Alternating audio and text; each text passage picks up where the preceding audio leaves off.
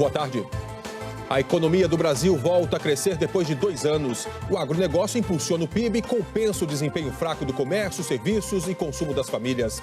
Operação Lava Jato. A Polícia Federal investiga o pagamento de propina em contratos de alimentação durante a gestão Sérgio Cabral, do PMDB. E em São Paulo, foi sob suspeita a campanha à Prefeitura de Fernando Haddad, do PT, em 2012. O Supremo Tribunal Federal retoma o julgamento do foro privilegiado. Osmar Serralho, do PMDB, reassume o mandato de deputado federal e retira o direito a foro de Rodrigo Rocha Loures, flagrado com uma mala cheia de dinheiro. No Rio Grande do Sul, chove há uma semana sem parar. 5.000 pessoas estão desabrigadas. O presidente Vladimir Putin admite a ação de hackers russos na eleição americana. E os 50 anos de um dos discos mais influentes da história do rock.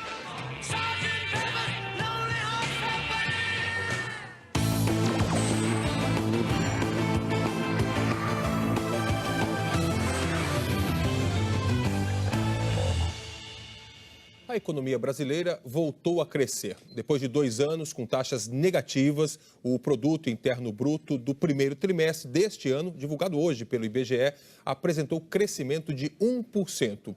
Um resultado que se deve basicamente ao desempenho do agronegócio. A reportagem é de Renata Capucci, do Rio de Janeiro. Tem cara de torta, cor de torta e parece apetitosa, mas o que o seu Antônio expõe na vitrine da padaria é cenográfico. Não dava mais para ver os bolos estragando. E o jeito é inventar, fazer torta de resina e o cliente vê a amostra e pede, à medida que ele pede a gente faz.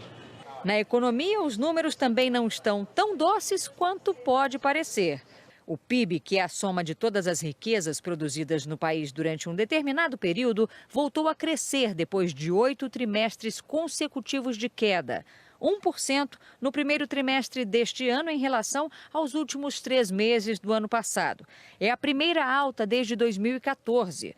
A agropecuária foi o que mais impulsionou essa recuperação. De fato, se a gente exclui esse setor que foi tão importante para o trimestre, a economia ficaria estagnada. Esse é um sinal bom? É, porque no trimestre anterior, no último trimestre do ano passado, ele estava contraindo, mas ainda é um resultado ainda muito fraco. Os números também foram positivos para as exportações e a indústria teve um leve crescimento. Mas isso ainda não quer dizer que o país está livre da crise, segundo o próprio IBGE. O crescimento foi com uma base um pouco deprimida, né? E se a gente olha para uma perspectiva mais longa, a gente está, com o PIB no mesmo patamar do final do ano de 2010. Os serviços e o consumo das famílias não cresceram. E se a gente comparar o PIB de agora com o mesmo período do ano passado, o cenário é de queda. A padaria do seu Antônio é um exemplo bem fiel de como a crise impacta no consumo. O faturamento vem caindo progressivamente desde o ano passado. Aí o seu Antônio não está investindo na padaria, está comprando menos dos fornecedores e até a produção do pãozinho despencou. De 5 para 3 mil unidades por dia. A primeira providência básica que todo mundo toma é enxugar o efetivo. Eu tinha 22 funcionários, aí caí para 19, tirei 3. Para o seu Antônio, essa crise está servindo como aprendizado. Eu fiz tanta coisa nessa padaria que quando o país voltar de novo, que vai voltar, eu tenho esperança disso, nossa, eu vou ter um retorno enorme. Falar agora da agropecuária, porque o crescimento de mais de 13% da agropecuária nesse primeiro trimestre foi o melhor resultado do setor nos últimos 21 anos. Esse bom desempenho ajuda a economia de várias cidades. Um exemplo é Goiânia, como vai mostrar o repórter Fábio Castro. Nas regiões movidas pela agropecuária, as cidades têm avenidas inteiras, com comércio dedicado ao setor. De animais a calçados, de trator a ração. O Brasil deve colher neste ano 233 milhões de toneladas de grãos, segundo o IBGE, um aumento de 26% em relação ao ano passado. E nós estamos passando por esse momento com um pouquinho mais de felicidade do que o mercado de uma maneira geral.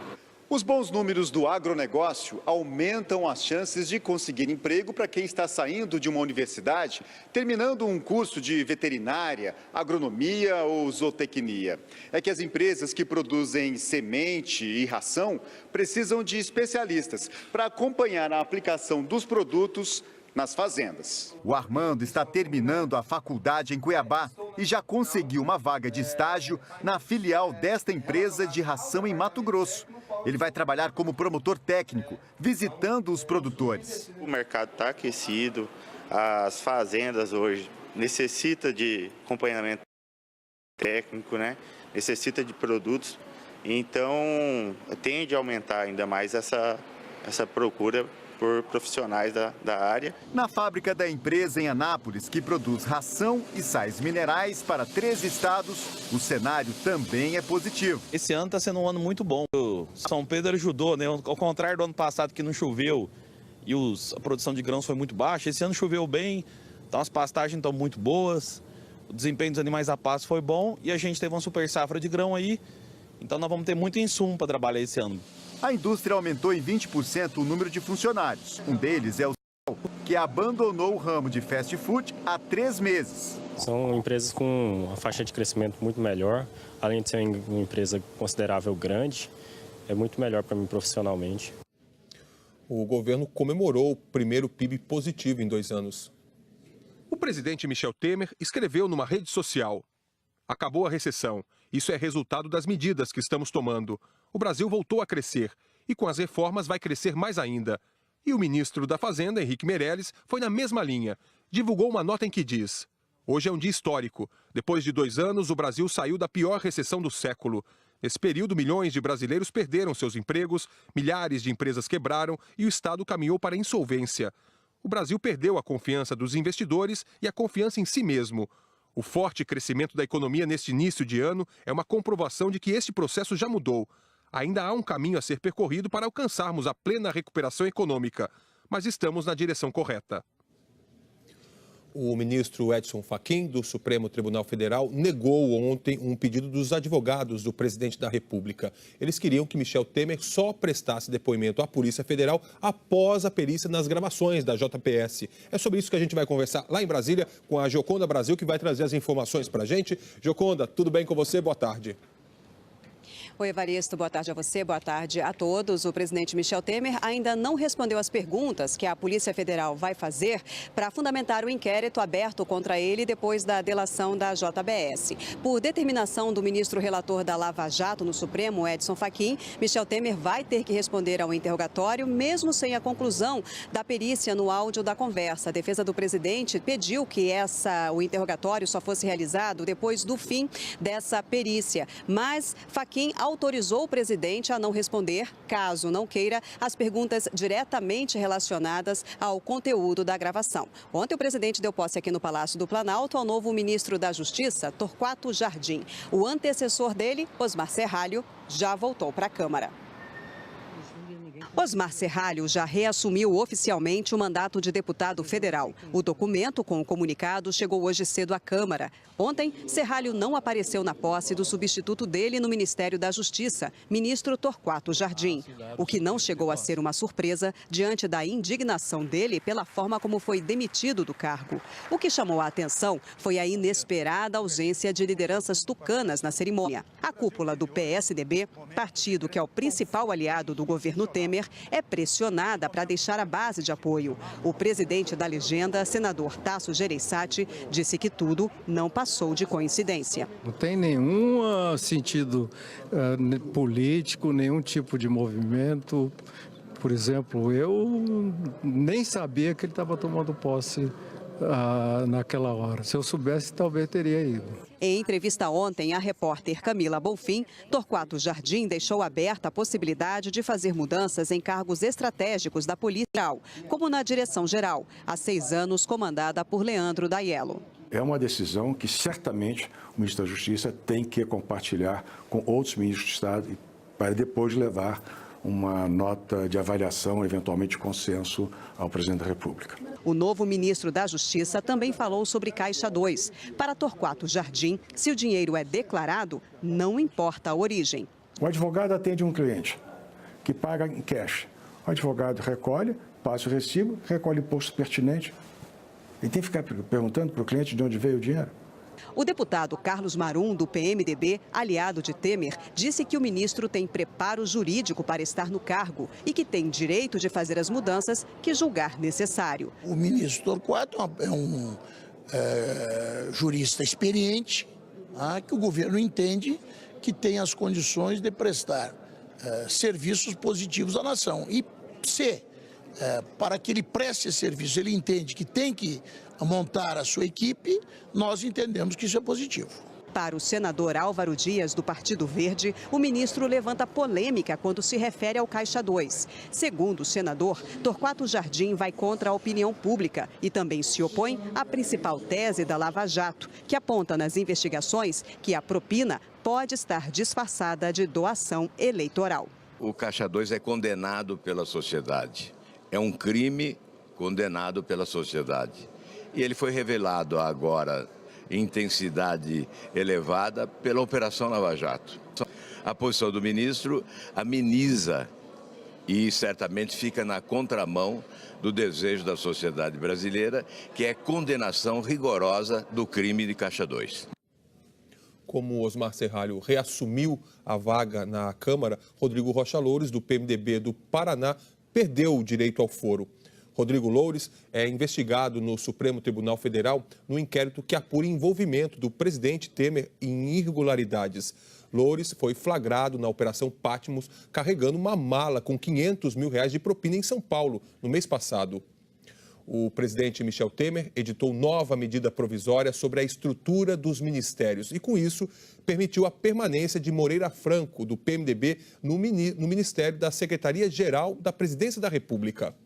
Sem a nova MP, Moreira Franco, que é alvo de inquérito na Lava Jato, ficaria sem foro privilegiado. A medida anterior, que também garantia a permanência, não foi votada pelo Congresso e perderia validade amanhã. Partidos da oposição criticaram a decisão. A rede disse que a edição de medidas provisórias seria uma forma de burlar o Congresso e ingressou com uma ação no Supremo Tribunal Federal questionando a medida. Sobre a questão do foro, o Palácio do Planalto disse que não vai se manifestar. Sobre a ação da oposição no STF, o governo afirmou que vai aguardar a decisão do Supremo sobre esse assunto. O foro privilegiado volta a ser discutido daqui a pouco no Supremo Tribunal Federal. Ontem, o Senado aprovou uma proposta que acaba com o foro, mas mantém um benefício. A reportagem é de Flávia Alvarenga, de Brasília. O julgamento será retomado hoje com o voto do ministro Luiz Edson Fachin, relator da Lava Jato, que no Supremo Tribunal Federal envolve mais de 100 políticos com foro. Se a maioria seguir o relator do caso, o ministro Luiz Roberto Barroso, os políticos só terão foro privilegiado se o crime de que são acusados tiver sido cometido durante o mandato e se estiver relacionado à função. Na sessão de ontem, Barroso disse que o modelo de foro de hoje é falido. O sistema é ruim, o sistema funciona mal, o sistema traz desprestígio para o Supremo, o sistema traz impunidade. E eu penso que a impunidade, em geral, no Brasil, decorrente de um sistema punitivo ineficiente. A restrição do foro privilegiado também avançou no Senado. Os senadores aprovaram a proposta de emenda constitucional que acaba com o foro em caso de crimes comuns. Desta forma, senadores, deputados, ministros, governadores poderão responder por crimes já na primeira instância. Não serão mais julgados pelas cortes especiais, como o Supremo Tribunal Federal e o Superior Tribunal de Justiça. Ficaram de fora da regra o presidente da República, o vice-presidente, o presidente do Senado, o presidente da Câmara e do Supremo Tribunal Federal. Mas os senadores fizeram um polêmico acordo de última hora, em benefício próprio. Eles retiraram um artigo que previa a prisão de parlamentares condenados em segunda instância, como prevê um entendimento do Supremo para cidadãos comuns que não têm foro privilegiado. Na prática, a situação ficaria como é hoje. O parlamentar só deve ser preso em caso de flagrante com aval do Congresso ou se for condenado definitivamente. A proposta que põe fim ao foro seguiu para a Câmara dos Deputados e já recebeu críticas. A lei tem que ser igual para todos.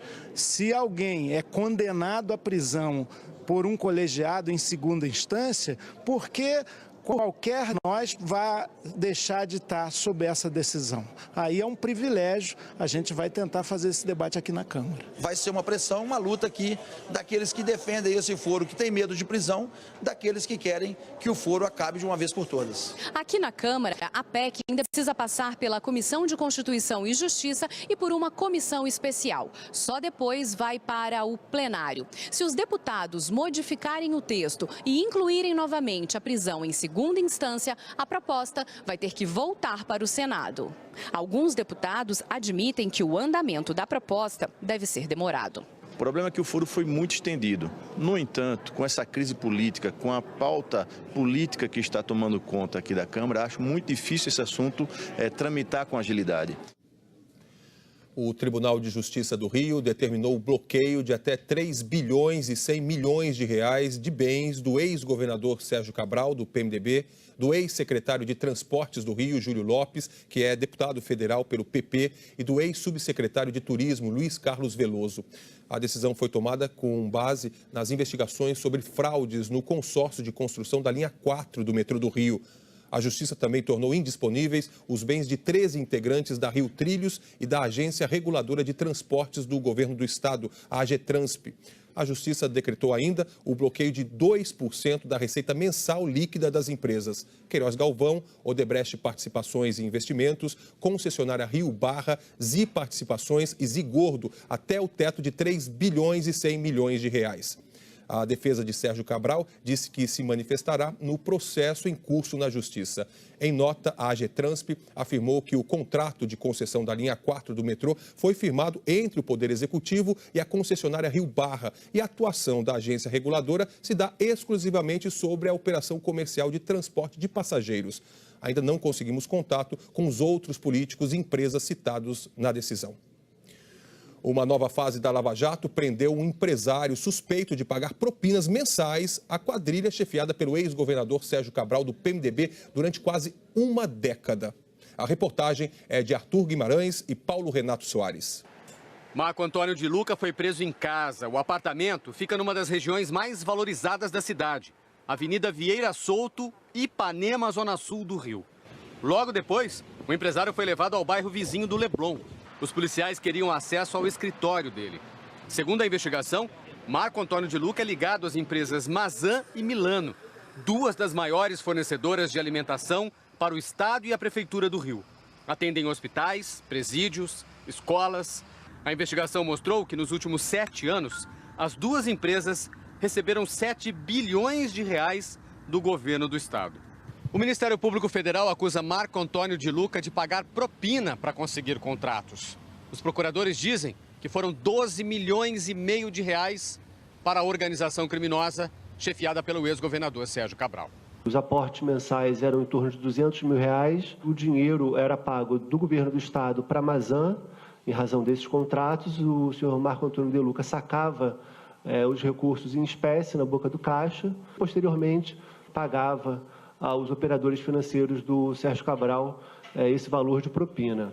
Luiz Carlos Bezerra, que já estava preso e é acusado pela Lava Jato de ser um dos operadores financeiros do ex-governador, confirmou num depoimento em maio que Marco Antônio de Luca fez pagamentos de propina. O registro estava numa folha que Luiz Carlos Bezerra usava como controle do caixa da corrupção. E Marco Antônio de Luca aparece no papel com o apelido de Louco. O empresário foi levado para a sede da Polícia Federal às 9h30 da manhã. Na casa dele, os policiais apreenderam computadores, joias, 16 obras de arte e 400 mil em dinheiro vivo. Nós procuramos a defesa do empresário Marco Antônio de Luca, mas ainda não tivemos retorno. Em nota, a Mazan informou que trabalha com o governo do estado do Rio desde 2005, antes da administração de Sérgio Cabral, e que todas as licitações ganhas pela empresa foram porque apresentou o menor preço. A empresa disse ainda que Marco Antônio de Luca não faz parte da Mazan desde agosto de 2015 e nunca participou do quadro societário da Milano. Como dissemos há pouco, a defesa do ex-governador Sérgio Cabral só vai se manifestar no processo em curso na Justiça. E em São Paulo, uma outra operação da Polícia Federal, a Cifra Oculta, apura denúncias de lavagem de dinheiro na campanha do ex-prefeito Fernando Haddad, do PT. Esse inquérito é um desdobramento da Operação Lava Jato. A reportagem é de Michele Barros. Policiais cumpriram 9 mandados de busca e apreensão nas cidades de Praia Grande, no litoral, São Caetano, na Grande São Paulo e na capital. Os alvos foram residências e 4 gráficas ligadas ao ex-deputado estadual Francisco Carlos de Souza, do PT. Na capital, no mesmo endereço, os policiais recolheram documentos e computadores em 2 gráficas. As outras gráficas são a LWC, que estaria inativa, e a Axis. Todas as gráficas estão em nome ou do ex-deputado ou de pessoas ligadas a ele. Segundo a Polícia Federal, as gráficas receberam dinheiro de Caixa 2 pagos pela empreiteira UTC para a campanha eleitoral de Fernando Haddad, do PT. A operação de hoje, batizada de Cifra Oculta, faz parte de uma investigação que começou em novembro de 2015, a partir do desmembramento da Operação Lava Jato. E essa investigação se baseia nas delações de executivos da empreiteira UTC e do doleiro Alberto Youssef. Eles disseram que pagaram R$2.600.000 como Caixa 2 para quitar dívidas da campanha do então candidato à Prefeitura de São Paulo, Fernando Haddad, do PT. Segundo os delatores, o pagamento foi pedido pelo ex-tesoureiro do PT, João Vacari Neto. E, segundo a polícia, foi pago por transferências bancárias e dinheiro vivo. Na prestação de contas da campanha de Fernando Haddad, de 2012, constam pagamentos às gráficas LWC e Cândido de Oliveira, num valor total de mais de R$600.000. A polícia disse que identificou os pagamentos extras na movimentação bancária das gráficas. Caixa 2 foram pulverizados em várias contas, pagas através de UCF e suas empresas, algumas empresas fictícias. O delegado responsável pela operação disse que não há ainda provas de participação ou conhecimento de Fernando Haddad no recebimento do Caixa 2. A investigação está em andamento, diversas provas vão ser analisadas, de modo que a gente vai poder aferir, durante a investigação, a medida da responsabilidade do candidato. A assessoria do ex-prefeito de São Paulo, Fernando Haddad, do PT, disse que os pagamentos pelos serviços prestados pela gráfica de parentes do ex-deputado Francisco Carlos de Souza foram registrados no TRE. Segundo ainda a nota, os interesses da UTC foram contrariados durante a gestão de Haddad na prefeitura, com o cancelamento das obras do túnel da Avenida Roberto Marinho, e que seria contraditório uma empresa que teve seus interesses prejudicados saldar uma dívida de campanha. Nossa produção não conseguiu contato com o ex-deputado estadual Francisco Carlos de Souza. Em Curitiba, o GAECO, grupo do Ministério Público que combate o crime organizado, está cumprindo 8 mandados de prisão. Segundo os promotores, os investigados receberam propina em troca de concessão de alvarás e licenciamentos da prefeitura. 7 pessoas foram conduzidas para prestar depoimento. Salas da Secretaria Municipal de Urbanismo foram alvo de buscas. A prefeitura disse que está colaborando com as investigações. A operação ainda está nas ruas e, por enquanto, não há informação sobre quantos mandados de prisão foram cumpridos e também não foram divulgados nomes dos alvos dessa operação. Comerciantes do Distrito Federal e de 12 estados participaram hoje do Dia da Liberdade de Impostos e estão vendendo produtos sem cobrar os tributos. Em Belo Horizonte, teve gente que passou a madrugada na fila num posto de gasolina. O primeiro esperou 16 horas até poder abastecer. A gasolina comum, que na capital mineira custa em média R$ 3,37, hoje saiu por R$ 2,11. Nas farmácias, o desconto também atraiu muita gente. Nesta rede, todos os medicamentos genéricos, sem impostos, estão 30% mais baratos. Falar da chuva agora lá na região sul, sem parar no Rio Grande do Sul, e 30 cidades estão em situação de emergência. A reportagem é de Josiane Pimentel. Quanto mais o rio sobe, maior é a preocupação de quem mora nas regiões ribeirinhas. Quem pode tira tudo de casa antes da água chegar. Já avisaram que vai em alto o rio, agora vamos tirar tudo que tiver dos moradores lá na parte de baixo. Né? Na fronteira oeste, 1.400 pessoas estão fora de casa. É que muitas cidades da região são banhadas pelo Rio Uruguai, que nasce em Santa Catarina e desce para o Rio Grande do Sul, Uruguai e Argentina. Como recebe água de outras regiões, ele sobe rápido. Em São Borja, o nível tem aumentado 5 centímetros por hora. Nós temos ainda muita água descendo da região norte, águas que vêm de Santa Catarina. Então, acreditamos que nos próximos dias o rio continuará subindo. Uruguaiana também está alagada. E para chegar em alguns pontos, só de barco. Em muitas regiões, os alagamentos acontecem várias vezes durante o ano. Por isso, os moradores constroem um segundo andar nas casas e só descem quando a situação volta ao normal. Em Itaqui, na mesma região, a maioria das famílias afetadas é moradora das casas volantes, que foram removidas para pontos mais altos da cidade, longe dos alagamentos. A cheia também atingiu estradas e pontes, por isso o transporte escolar está suspenso na região noroeste. Em Cachoeira do Sul, no centro do estado, o Exército está ajudando a tirar as famílias de casa por causa da cheia de outro rio, o Jacuí. Desde criança, o Jonas sofre com as cheias. Agora decidiu se mudar. Eu não vejo vantagem, né? Porque em vez de adquirir outra coisa, eu vou ter que estar adquirindo só o que eu perdi. Então não tem condições de continuar. Então vamos saber como é que fica o tempo agora à tarde. A Eliana Marques já está aqui com a gente. Tudo bem com você, Eli? Tudo bem, Evaristo. Boa tarde a todos. O que esperar lá para o Rio Grande do Sul? Mais chuva? Sim, mais chuva. Tempo fechado hoje na região metropolitana de Porto Alegre, mas onde pode chover mais hoje é no litoral norte do Rio Grande do Sul e também no litoral sul de Santa Catarina. Nesse momento, as nuvens mais carregadas estão aqui pela região norte do Brasil e também em Alagoas. No Recife, o sol apareceu, mas entre nuvens ainda pode chover por lá e está mantido o risco de deslizamento e enchente entre o litoral do Rio Grande do Norte e de Alagoas. Em Alagoas, inclusive, encontraram o corpo de um adolescente de 12 anos que desapareceu na chuva. É a 8ª morte por causa da chuva no estado. Bom, e como é que fica o tempo nas outras partes do Brasil? Olha, aqui no Sudeste pode voltar a chover, já choveu em alguns pontos, entre Grande São Paulo, norte do estado, também Rio de Janeiro, sul de Minas, Triângulo Mineiro, mas é pouca chuva em todas essas áreas aí. Possibilidade de pancadas de chuva também em parte de Goiás, inclusive no Distrito Federal, vai assim até grande parte da região norte. A área de tempo firme diminuiu no Nordeste, agora está restrita a essa parte em amarelo aqui na Bahia. Continua seco também no Tocantins, entre o norte de Minas e o Espírito Santo. E vejam que para de chover nessa outra área em amarelo aqui, que começa justamente no Rio Grande do Sul e avança até parte do Acre. A frente fria já passou por essas regiões, por isso é que para de chover. Agora a chuva está prevista aqui mais para o meio do Brasil, como eu falei, né? Rio, São Paulo, Minas, Brasília também. Agora, atrás da frente fria, a gente vê aqui, ó, o ar polar já chegou, Evaristo. Ou seja, as temperaturas vão cair, então. Exatamente. Queda livre agora à tarde, no sul, aqui em São Paulo e vai assim até o sul da Amazônia.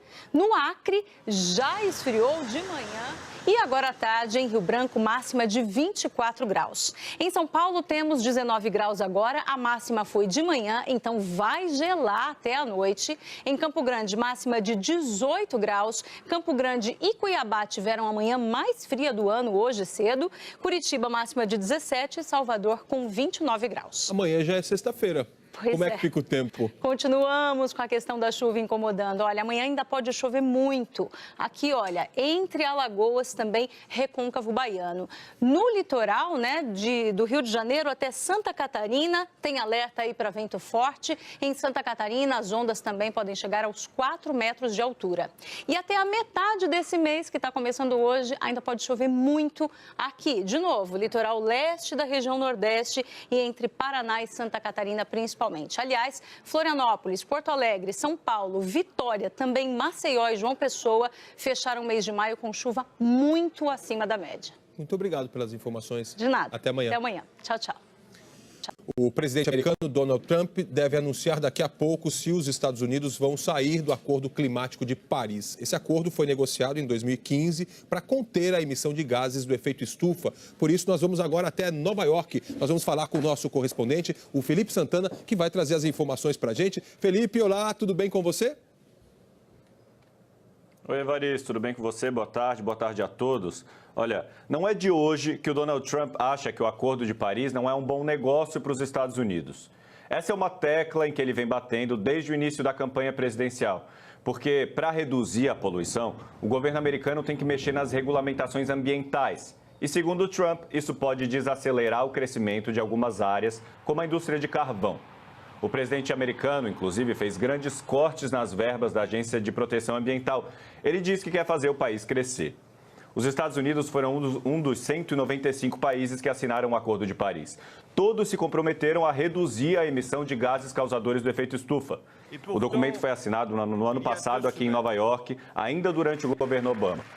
Hoje, o primeiro-ministro da China, que é o país mais poluidor do mundo, se encontra com o presidente da Comissão Europeia. A possível saída dos Estados Unidos vai ser o principal assunto entre os dois, mas eles já confirmaram que vão honrar o compromisso com o acordo. Mas a preocupação, Evaristo, é que a saída de uma grande potência como os Estados Unidos estimule outros países a também deixarem o acordo. O ex-presidente Barack Obama tinha prometido 3 bilhões de dólares para um fundo internacional para ajudar os países mais pobres no combate às mudanças climáticas. Até a posse do Trump, 1 bilhão tinha sido transferido. O Trump já disse que não vai pagar o resto não, Evaristo. Ok, muito obrigado pelas suas informações, Felipe. Uma boa tarde para você. E daqui a pouco, a história de um dos discos mais famosos dos Beatles. E já a seguir, o governo das Filipinas afirma que o Estado Islâmico estimula uma rebelião no país. E o presidente Vladimir Putin admite a ação de hackers russos na eleição americana. A gente volta já.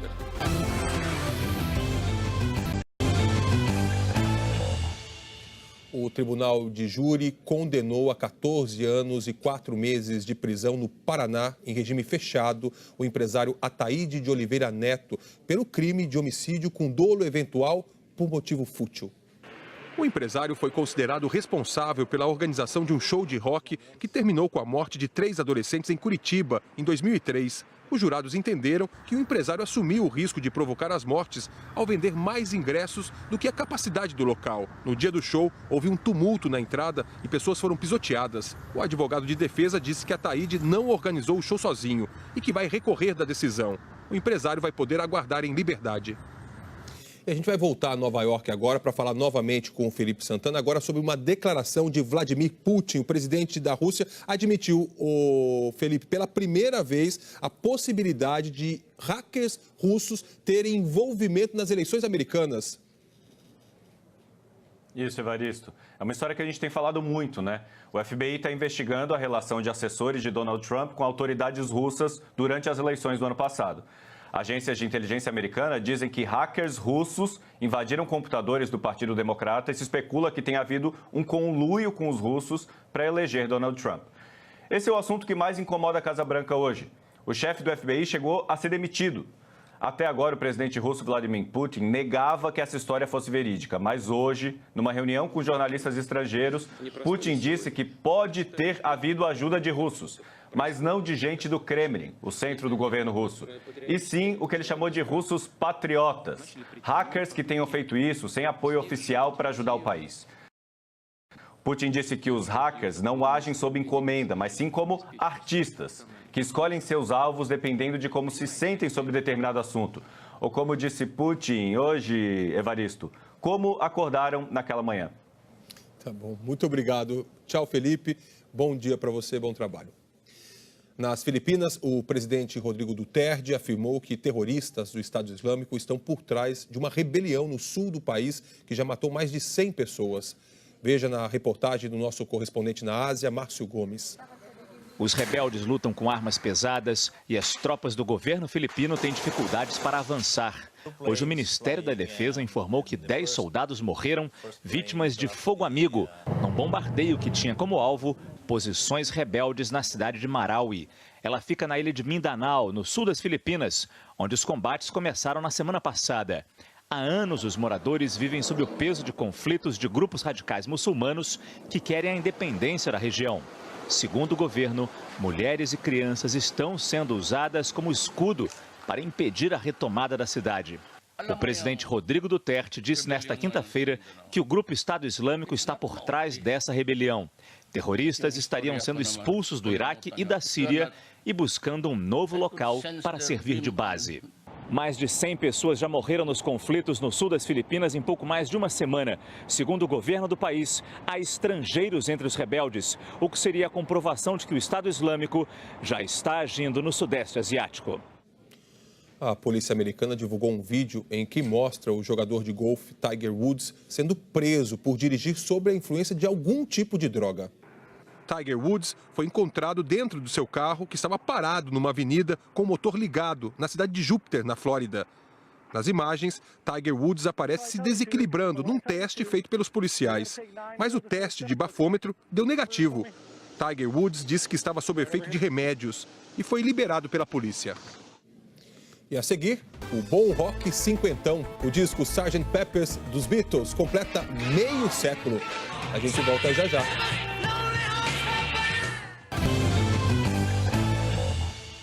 O álbum Sgt. Pepper's dos Beatles completa hoje 50 anos como um dos mais influentes e revolucionários da história da música. Nossos correspondentes Rosa Salinas e Cecília Malan foram até Liverpool, no norte da Inglaterra, e contam pra gente como surgiu essa obra-prima do rock. Tem coisa na vida que passa de uma geração para outra. O amor pelos Beatles, por exemplo. Meu pai, quando eu nasci, comprou um disco dos Beatles, né, um vinil. E eu, quando era criança, comecei a ouvir aquele disco e me apaixonei desde então, né? Eu gosto muito dos Beatles graças a um tio meu que era fã. E ele me deu essa oportunidade de conhecer e agora eu vou dar oportunidade para meus filhos também. No auge da Beatlemania, o Quarteto Fantástico deixou de fazer shows. A meia-irmã de John Lennon lembra bem. The breakup of the group proper in Candlestick Park in August 66. Era agosto de 1966, diz Julia Baird. Os gritos histéricos das fãs adolescentes eram ensurdecedores. Eles não conseguiam se ouvir cantando. Foi quando disseram, chega. Foi cada um para um lado tentar digerir a fama avassaladora. Se reencontraram no estúdio de gravação de Abbey Road, em Londres, e se reinventaram. McCartney had this idea for this album. He wanted the notion that they were this pretend group. O crítico Steve Hargrave conta que foi Paul McCartney quem propôs trocar a imagem certinha dos Beatles por personagens fictícios. Foi libertador. Allowed themselves to free their minds and go off in very, very different directions. Com tempo, dinheiro e o apoio do produtor George, a banda passou meses experimentando e desafiando os técnicos com arranjos nunca antes feitos. O novo som foi revolucionário. E 50 anos depois, o álbum Sgt. Pepper's Lonely Hearts Club Band ainda tem lugar garantido em qualquer lista de melhores do mundo. Se músicas como She's Leaving Home e A Day in the Life parecem melhorar com o tempo, a capa também não envelhece.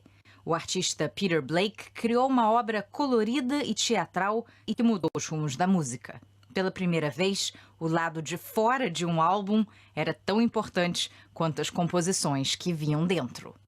Peter Blake pediu aos Beatles para escolherem quem eles queriam na capa do álbum. John e Paul entregaram listas enormes, com nomes de amigos, personalidades marcantes e celebridades da época. George queria gurus indianos e Ringo disse que confiava no gosto dos outros e não indicou ninguém. O resultado é uma espécie de selfie com personagens históricos e da cultura pop mundial. Uma lembrança de que até os que tanto inspiram também são inspirados. Uma vez uma banda, hoje uma marca. O legado dos Beatles é uma mina de ouro para Liverpool, destino dos sonhos de todo Beatlemaníaco. A cidade recebe o equivalente a 90 milhões de reais por ano, graças aos fãs de Paul, George, Ringo e John. Eles estão por toda parte, congelados no tempo. Na fachada de prédios, nos quartos desse hotel e na memória afetiva de todos nós. Eu acho que é mais do que música para mim, toca mesmo a alma, entendeu? As letras e as melodias, né? Eu acho que não sei descrever.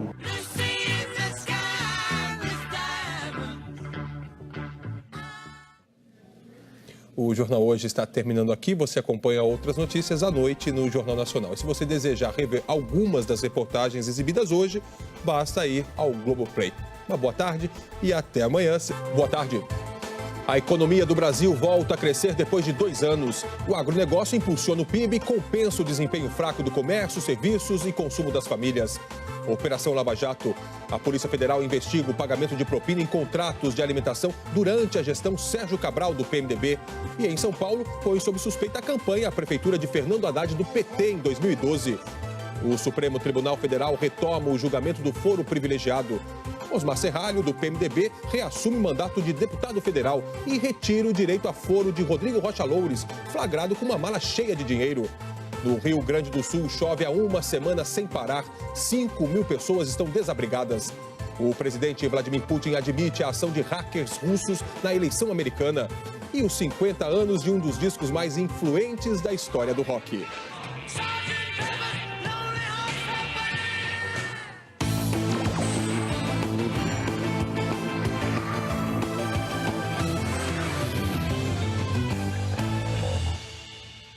A economia brasileira voltou a crescer. Depois de 2 anos com taxas negativas, o Produto Interno Bruto do primeiro trimestre deste ano, divulgado hoje pelo IBGE, apresentou crescimento de 1%. Um resultado que se deve basicamente ao desempenho do agronegócio. A reportagem é de Renata Capucci, do Rio de Janeiro. Tem cara de torta, cor de torta e parece apetitosa, mas o que o seu Antônio expõe na vitrine da padaria é cenográfico. Não dava mais para ver os bolos estragando. E o jeito é inventar, fazer torta de resina e o cliente vê a amostra e pede, à medida que ele pede a gente faz. Na economia, os números também não estão tão doces quanto pode parecer. O PIB, que é a soma de todas as riquezas produzidas no país durante um determinado período, voltou a crescer depois de 8 trimestres consecutivos de queda. 1% no primeiro trimestre deste ano em relação aos últimos 3 meses do ano passado. É a primeira alta desde 2014. A agropecuária foi o que mais impulsionou essa recuperação. De fato, se a gente exclui esse setor que foi tão importante para o trimestre, a economia ficaria estagnada. Esse é um sinal bom? É, porque no trimestre anterior, no último trimestre do ano passado, ele estava contraindo, mas ainda é um resultado ainda muito fraco. Os números também foram positivos para as exportações e a indústria teve um leve crescimento. Mas isso ainda não quer dizer que o país está livre da crise, segundo o próprio IBGE. O crescimento foi com uma base um pouco deprimida, né? E se a gente olha para uma perspectiva mais longa, a gente está, com o PIB no mesmo patamar do final do ano de 2010. Os serviços e o consumo das famílias não cresceram. E se a gente comparar o PIB de agora com o mesmo período do ano passado, o cenário é de queda. A padaria do seu Antônio é um exemplo bem fiel de como a crise impacta no consumo. O faturamento vem caindo progressivamente desde o ano passado. Aí o seu Antônio não está investindo na padaria, está comprando menos dos fornecedores e até a produção do pãozinho despencou. De 5 para 3 mil unidades por dia. A primeira providência básica que todo mundo toma é enxugar o efetivo. Eu tinha 22 funcionários, aí caí para 19, tirei 3. Para o seu Antônio, essa crise está servindo como aprendizado. Eu fiz tanta coisa nessa padaria que quando o país voltar de novo, que vai voltar, eu tenho esperança disso, nossa, eu vou ter um retorno enorme. Falar agora da agropecuária, porque o crescimento de mais de 13%